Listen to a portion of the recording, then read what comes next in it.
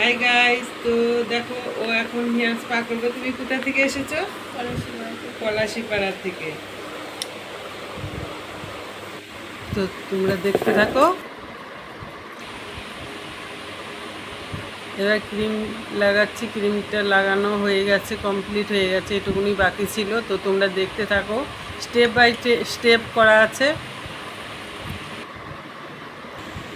এখন মাসাজ দিচ্ছি। এই মাসাজটাই হচ্ছে হেয়ার স্পায়ের মেন।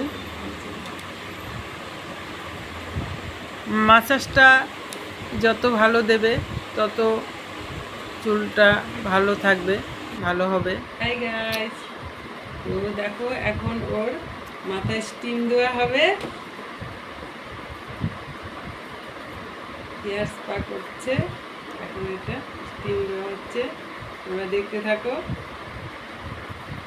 আসছি পরে। এই হচ্ছে ওর ফাইনাল লুক।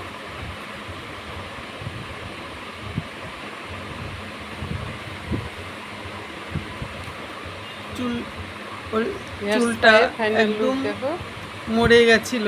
তোমার কেমন লাগছে? প্রাণ ফিরে এসেছে। কেমন লাগলো তোমাদের বলবে।